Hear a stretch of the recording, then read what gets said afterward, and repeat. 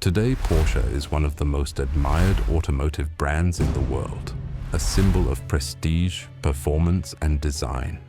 From racetracks to red carpets, the Porsche crest evokes passion, engineering mastery, and power. But behind this luxury and speed lies a past that is far more complex and far more unsettling. Because Porsche's history is not just about cars, it's about war, it's about power, and it's about one man whose genius changed the world, and whose ambition tied him to one of history's darkest chapters. To understand the disturbing history of Porsche, we must go back more than a century to the mind behind the machine, Ferdinand Porsche.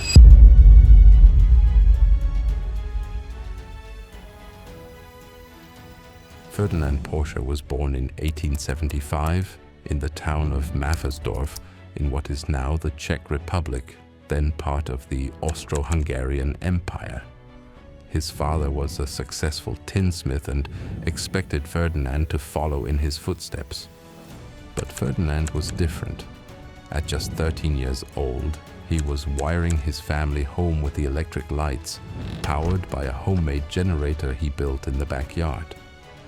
This was in the 1880s, before most homes had electricity. By the age of 18, he had joined an electrical company in Vienna and quickly gained a reputation as a mechanical genius. He had no formal engineering education. Everything he learned was self-taught. And yet, he would soon design the world's first front-wheel drive vehicle, the first electric car, and eventually, the first hybrid car.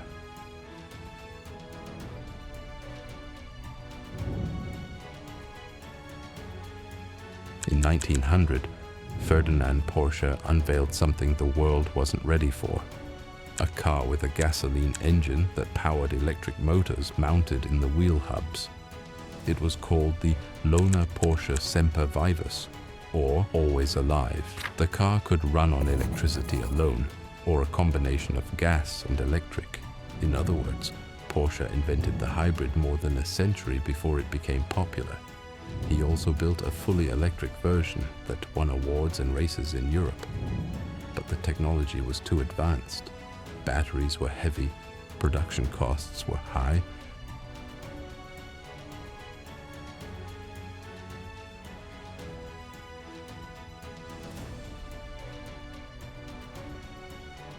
By the 1920s, Ferdinand had become one of Europe's most respected automotive engineers.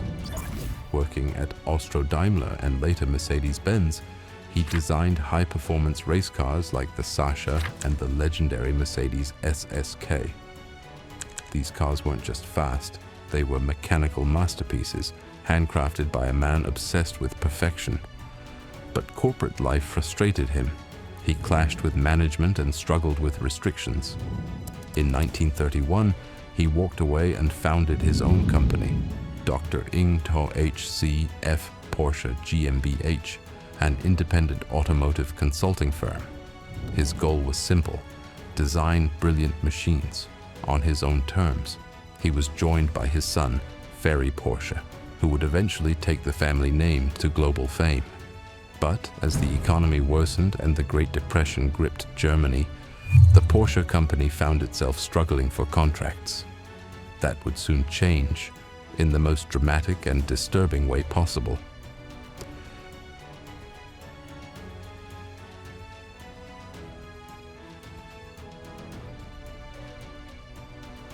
In 1934, Porsche received a personal request from Adolf Hitler himself. Hitler wanted to build a new Germany, one where every family had access to a car. He called it the Volkswagen, the people's car. Porsche's design was simple, affordable, and efficient. It would eventually become the VW Beetle, one of the best-selling vehicles of all time.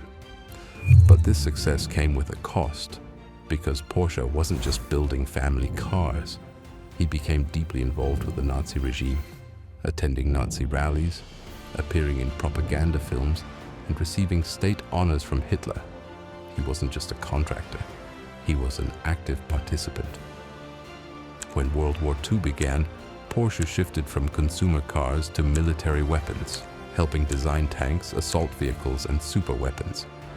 His most infamous project was the Tiger tank, a massive, nearly indestructible machine of war. Although Porsche's design ultimately lost to a competitor, his factory still built tank components using forced labor. Thousands of prisoners, including those from concentration camps, were forced to work under brutal conditions to produce military equipment for the Nazi war machine. And Porsche's company profited.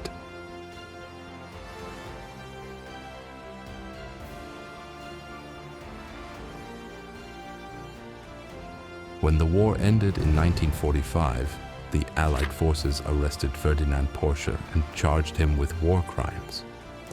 He was imprisoned for nearly 2 years in France without trial. While behind bars, his son Ferry tried to keep the company alive.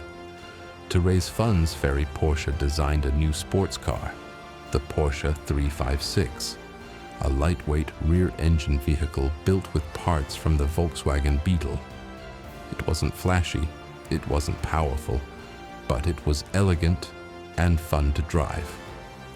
In 1948, the first Porsche 356 rolled onto the road. It would become the foundation of the Porsche legacy.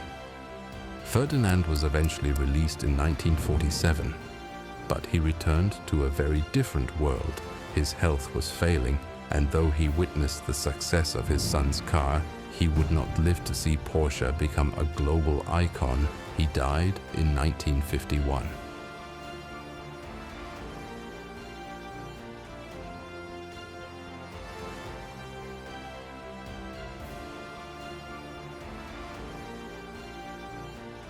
The 1950s and 60s saw Porsche grow from a niche brand into a dominant force in motorsport. The Porsche 911, launched in 1964, became one of the most iconic cars in history.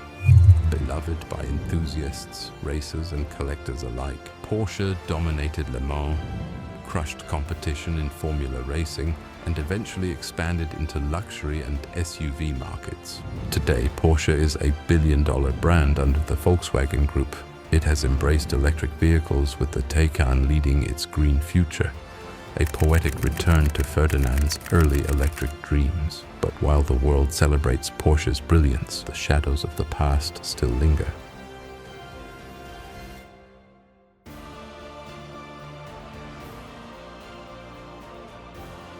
Ferdinand Porsche was undoubtedly a genius. His ideas shaped the modern automobile in ways few others could match, but his legacy is tangled.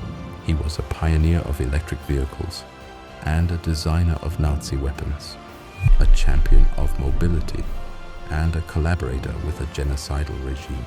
The Porsche company has since acknowledged this dark chapter, including its use of forced labor during World War II.